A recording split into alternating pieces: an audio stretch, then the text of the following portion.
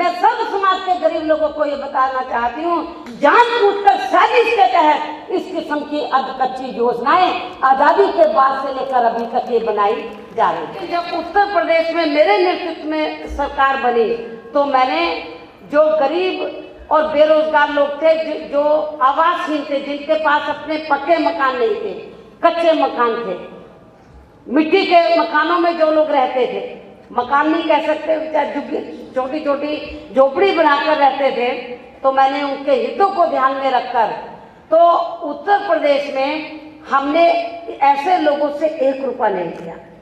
हमने सरकारी पैसे से 1 कमरे का नहीं बल्कि 2-2 कमरे का पक्का मकान बनाकर और सारी सुविधाएं उनको देकर उसमें उपलब्ध करा के हमने आवासहीनों को 2-2 ये सुविधा उनको दी।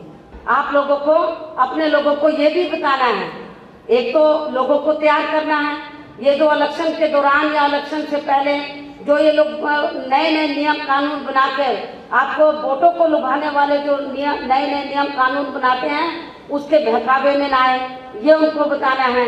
इसके साथ ही आप लोगों को ये भी मालूम है कि अपने देश में कांग्रेस, बीजेपी व अन्य पार्टियों की सरकारों द्वारा उनकी हर स्तर पर गलत नीतियों के बने होने के कारण इससे देश में महंगाई भी अब यहाँ बड़े पैमाने पर बढ़ रही है, जिसका ज़्यादातर बुरा प्रभाव यहाँ गरीब व मध्यम वर्ग के लोगों पर पड़ा है। एक व्यक्ति को 1 महीने में केवल 5 किलो ही मिलेगा अनाज, ये सामग्री 5 किलो ही मिलेगी।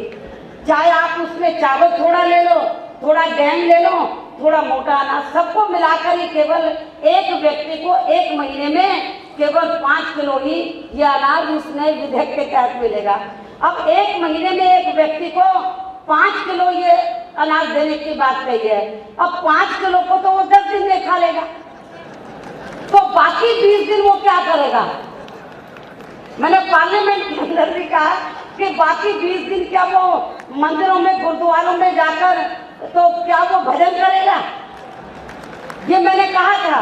और मैंने ये भी कहा पार्लियामेंट के अंदर कि यदि आप इसके मात्रा को नहीं बढ़ाते, 5 किलो से ज़्यादा नहीं करते हैं, सरकार ने बोला हम 5 किलो से ज़्यादा नहीं देंगे, इतना ही हम दे पाएंगे। और मैंने उनको कहा कि यदि आप इसकी मात्रा को नहीं बढ़ाते हैं तो ये योजना भी उसी तरह से अब कच्ची साबित हो जाएगी जैसे मनरेगा। आपको मालूम है कि मनरेगा के तहत तो जो बेरोजगार लोग हैं उनको केवल 1 साल में 100 दिन का रोजगार दिया जाता है, लेकिन 1 साल में 100 दिन नहीं होते, 365 दिन होते हैं। मैंने पार्लियामेंट के अंदर भी कहा कि भाई 100 दिन तुम उनको रोजगार दे दो और 265 दिन वो क्या करेंगे? वो भूखे रहेंगे।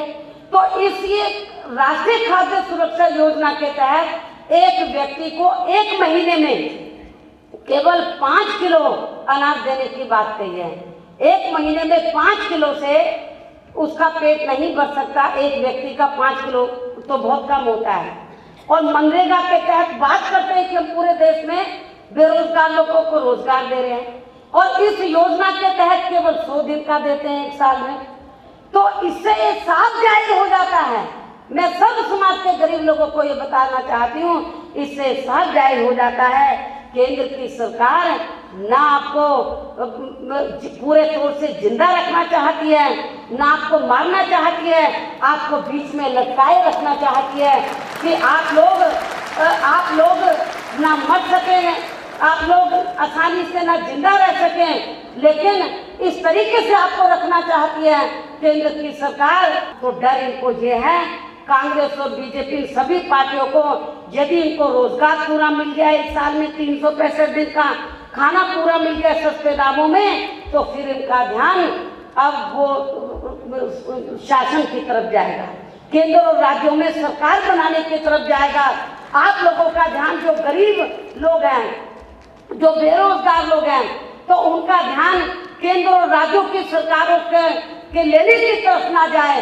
आप केवल अपनी रोटी रोजी के लिए ही आप लोग लड़ाई लड़ते रहे, आपका सत्ता से बेदखल करने के लिए, दूर रखने के लिए जानबूझकर साजिश के तहत इस किस्म की अधकच्ची योजनाएं आजादी के बाद से लेकर अभी तक ये बनाई जा रही है। इसलिए मेरा आप लोगों को ये कहना है कि ये जो योजना है केवल गरीब लोगों का, सर्व समाज में से जो गरीब लोग हैं उनका वोट हासिल करने के लिए केवल चुनाव से पहले ये योजना बनाई गई है। इसमें कुछ ज़्यादा कुछ भी नहीं है। भूमि अधिग्रहण नीति बनाई गई।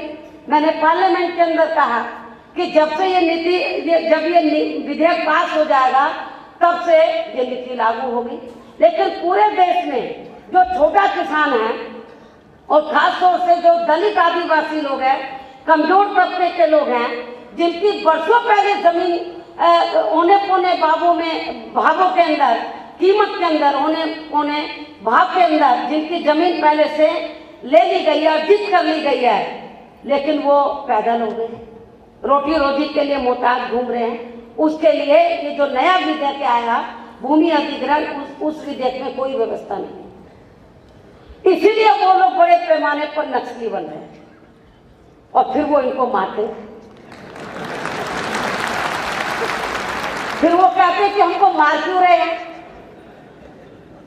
अब वो जो गलत रास्ते पर चल रहे हैं, जो नक्सली बन गए हैं, इसके लिए वो लोग जिम्मेवार नहीं है। सही मायने में केंद्र और राज्यों की सरकारें जिम्मेवार है।